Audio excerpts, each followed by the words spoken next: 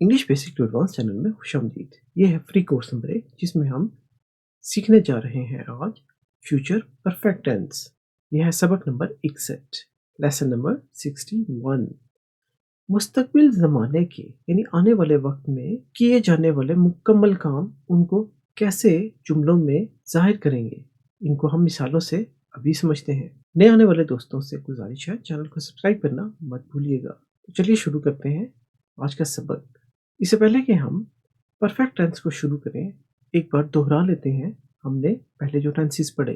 देखिए, एक टेंस हमने पढ़ा इंडेफिनेट और उसकी 3 किस्में, प्रेजेंट इंडेफिनेट टेंस, फिर पास्ट इंडेफिनेट टेंस और फिर फ्यूचर इंडेफिनेट टेंस। हर टेंस की 3 ज़मानों के हिसाब से हालतें होती हैं, प्रेजेंट टेंस, पास्ट टेंस और फ्यूचर टेंस। और ये कौन सा है? इंडेफिनेट। इंडेफिनेट की निशानी हमने क्या पढ़ी थी? ता है, ते है, ती है। जैसे सूरज निकलता है, लोग पैदा होते हैं, यानी कुछ काम होते आ रहे हैं, हमें नहीं पता। इंडेफिनेट लम्बना ही वक्त जिसका कोई हिसाब नहीं है, कब से हो रहा है और कब तक होता रहेगा। चलिए इनको मज़ीद देखते हैं, इनका फार्मूला और इनकी मिसालें। तो इंडेफिनेट टेंस, इसमें प्रेजेंट इंडेफिनेट टेंस, उसका फार्मूला सब्जेक्ट, वर्ब की पहली फॉर्म और ऑब्जेक्ट। अली खत लिखता है, ये इसकी मिसाल हमने पढ़ी थी। अली यहाँ पर सब्जेक्ट है, वर्ब यहाँ पर राइट है। एस क्यों लगा ये हम आपको आने वाले लेसन्स में बताएंगे।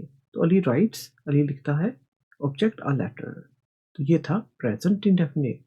फिर हमने पढ़ा पास्ट इंडेफिनेट। पास्ट इंडेफिनेट का फार्मूला सब्जेक्ट, वैसे ही सब्जेक्ट और फिर वर्ब की दूसरी फॉर्म, सेकंड फॉर्म और फिर ऑब्जेक्ट। और इसकी मिसाल हमने पढ़ी थी। देखिए, अली ने खत लिखा, पास्ट हो गया। तो अली रोट, राइट की दूसरी form wrote a letter, object है लेटर। तो अली रोट अ लेटर। तो ये हो गया पास्ट इंडेफिनेट।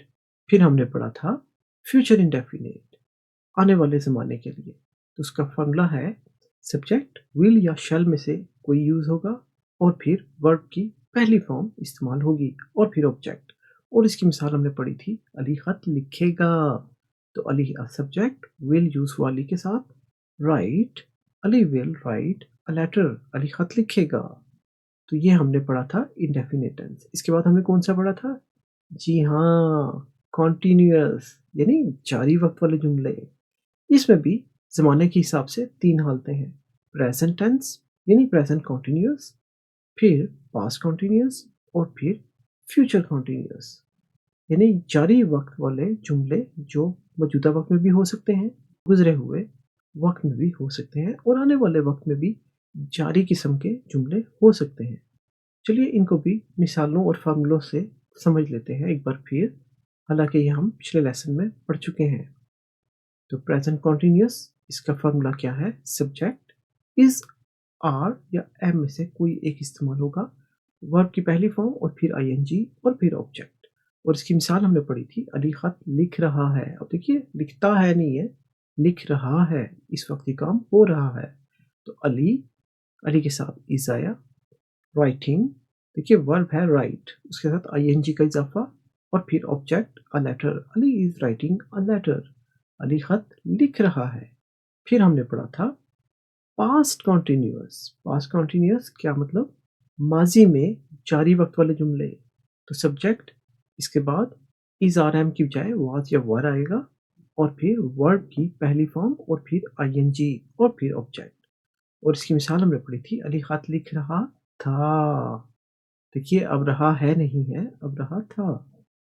तो यहाँ पर सब्जेक्ट अली आ गया, वाज या वर में से हमने वाज यूज़ किया क्योंकि अली अकेला है, बहुत सारे हों तो फिर वर यूज़ होगा, और यू हो तो यू के साथ भी वर यूज़ होगा। अली वाज, अली था, राइटिंग, देखिए राइट के साथ आईएनजी का इजाफा, राइटिंग, राइट है वर्ब और राइटिंग हो गया वर्ब के साथ आईएनजी और फिर object a letter, Ali was writing a letter. तो ये हो गया पास्ट कॉन्टिन्यूअस। इसके बाद फ्यूचर कॉन्टिन्यूअस भी है, यानी आने वाले वक्त में जारी काम।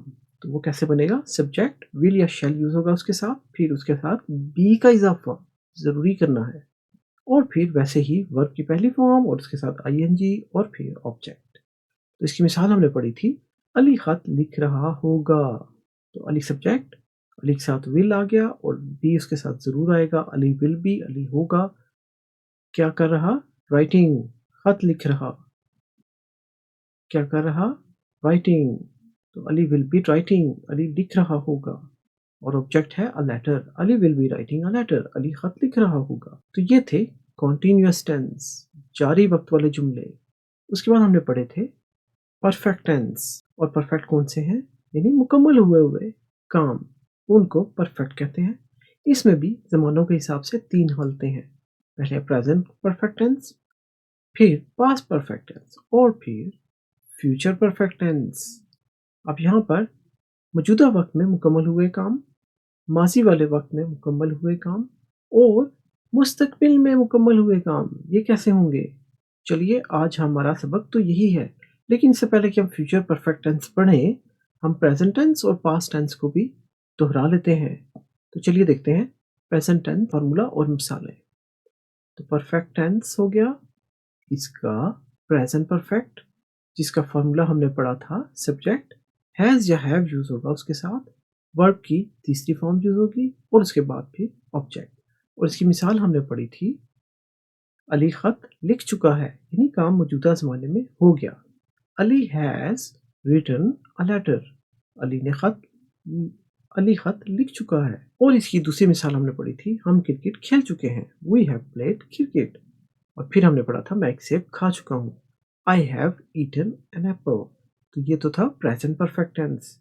फिर हमने पढ़ा था पास्ट परफेक्ट। पास्ट परफेक्ट क्या था? जिसमें सब्जेक्ट था, हैज़ हैव की बजाय आपने हैड यूज करना है और फिर वर्ब की तीसरी फॉर्म और फिर ऑब्जेक्ट। तो इसकी मिसाल हमने पढ़ी थी अली खत लिख चुका था, Ali had written a letter. अब देखिए अली सब्जेक्ट हो गया, हैड यहाँ पे यूज हुआ। अब हैज या हैव यूज नहीं होगा, हैड यूज होगा क्योंकि पास्ट है। तो पास्ट में हैड आएगा और फिर वर्ब की तीसरी फॉर्म, राइट की तीसरी फॉर्म रिटन और फिर object, Ali had written a letter. फिर हमने एक और मिसाल पढ़ी थी हम क्रिकेट खेल चुके थे, वी हैड वर्ब की तीसरी फॉर्म प्लेड क्रिकेट ऑब्जेक्ट। और फिर हमने एक और मिसाल पढ़ी थी मैं एक सेब खा चुका था। तो आई हो गया सब्जेक्ट, हैड यहाँ पर फॉर्मूले का और वर्ब है ईट खाना और उसकी तीसरी form eaten, I had eaten an apple, मैं एक सेब खा चुका था। ये था पास्ट परफेक्ट टेंस। और अब हम पढ़ने जा रहे हैं फ्यूचर परफेक्ट टेंस। तो फ्यूचर टेंस से पहले हम एक बार इनके फार्मूलों की समरी देख लेते हैं। प्रेजेंट परफेक्ट टेंस, सब्जेक्ट उसके साथ हैज़ या हैव इस्तेमाल होगा और फिर वर्ब की तीसरी फॉर्म और ऑब्जेक्ट। और जो पास्ट परफेक्ट टेंस है उसमें सब्जेक्ट के साथ हैज़ या हैव की बजाय हैड यूज हुआ और फिर वर्ब की तीसरी फॉर्म और फिर ऑब्जेक्ट। और इनकी मिसाल अली खत लिख चुका है प्रेजेंट परफेक्ट टेंस, और इसमें देखिए अली खत लिख चुका था, Ali had written a letter. देखिए हैज़ और हैड, बस इतना फर्क है। तो ये बन जाएगा प्रेजेंट, ये बन जाएगा पास्ट। फ्यूचर परफेक्ट टेंस ये कैसे बनेगा? इसमें सब्जेक्ट होगा, फिर विल हैव या शैल हैव और उसके बाद फिर वर्ब की तीसरी फॉर्म वैसे ही आएगी और फिर ऑब्जेक्ट आएगा। तो इसको मिसाल के साथ हम अभी समझ लेते हैं। अब देखिए अली खत लिख चुका होगा। अब Ali will have, Ali subject हो गया, यहाँ से हमने विल हैव या शैल हैव में से विल हैव चूज किया, वो इस्तेमाल किया और फिर वर्ब की तीसरी फॉर्म जो राइट है उसकी तीसरी फॉर्म है written, Ali will have written, object आ गया अ लेटर। ये नाज़रीन ऐसे ही जुमला है जैसे हम अब कोई अंदाज़ा लगा रहे हों, कोई गैस लगा रहे हों, कुछ अपने ख़्यालात का इज़हार कर रहे हों किसी के बारे में। यानी कोई किसी दूसरे मुल्क में है और आप कह रहे हो वहाँ पर दिन हो चुका होगा, वहाँ पर रात हो चुकी होगी, कोई शख्स जो-सा है वो सो चुका होगा, यानी देखिए चुका होगा, काम मुकम्मल हो गया है, लेकिन फ्यूचर में है। और फ्यूचर भी ऐसा जिसमें आप तकरीबन जैसे आप गेस कर रहे हैं, अंदाज़ा लगा रहे हो। आपको श्योर नहीं है, आपको कंफर्म नहीं है, लेकिन आप अंदाज़ा लगा रहे हैं। तो अपनी ज़बान में तो हम ये बोलते हैं कि अली ख़त लिख चुका होगा, लेकिन आखिर इसकी इंग्लिश कैसे बनेगी? तो उसका फ़ॉर्मूला और उसकी मिसाल यहाँ मौजूद है। तो यहाँ पर सिर्फ विल हैव और वर्ब की तीसरी फॉर्म लगाएंगे तो ये फ्यूचर का परफेक्ट टेंस बन जाएगा, यानी मुस्तकबिल में हुए हुए काम की इंग्लिश। तो अली विल हैव, देखिए अली चुका होगा, क्या? रिटन लिख लिख चुका, और क्या, अ लेटर। तो Ali will have written a letter, Ali खत लिख चुका होगा। एक और मिसाल देखिए, हम क्रिकेट खेल चुके होंगे।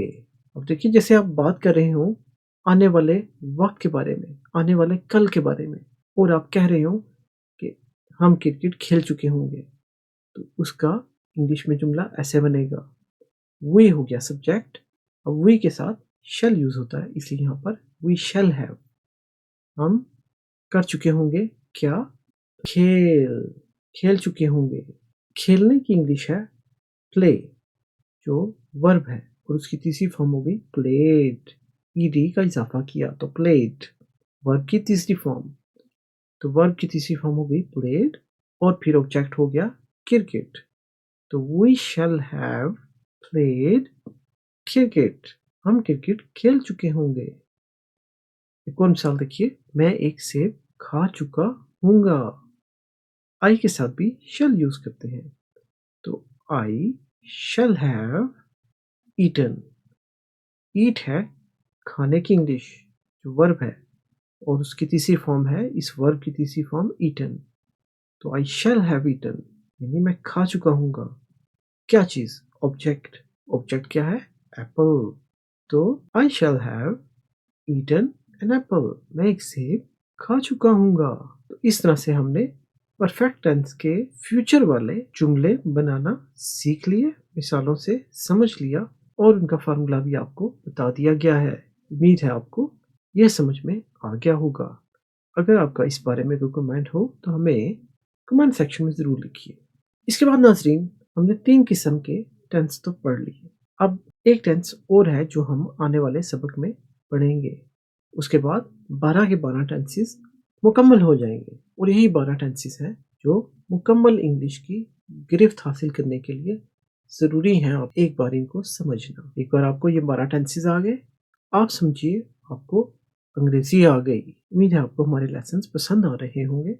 तो वीडियोस को लाइक ज़रूर कीजिए, शेयर भी कीजिए, ताकि सभी लोगों का फ़ायदा हो, और चैनल को सब्सक्राइब भी कर लीजिए, जिससे आपको हमारा चैनल ढूंढना नहीं पड़ेगा। तो मिलेंगे हम आपसे अगले लेसन में, जिसमें हम एक नया टेंस पढ़ने जा रहे हैं, और उसकी 3 हालतें। उसको कहते हैं प्रेजेंट कॉन्टिन्यूअस परफेक्ट टेंस, मौजूदा ज़माने के मुकम्मल और जारी वक्त वाले जुमले। कैसा है ये कि मुकम्मल भी हो गया और जारी वक्त वाला भी हो गया, यानी बड़ा ट्रिकी सा है, बड़ा ये धोखा देगा आपको, लेकिन आप बेफिक्र रहिए, बड़ी आसानी से हम आपको ये भी समझा देंगे, और ये आपको कुछ भी नहीं लगेगा। इतना आसान कर देंगे कि आपके लिए कुछ भी नहीं रहेगा। तो हमारे साथ जुड़े रहिए और लेसन्स को दोहराते रहिए। तो मिलेंगे हम आपसे अगले लेसन में, सबक number 62, lesson number 52, learn English basic to advance channel, सबक नंबर 62, लेसन नंबर 52। तो अपना बहुत ख्याल रखिएगा। मिलेंगे हम आपसे अगले लेसन में, तब तक के लिए अल्लाह हाफिज़।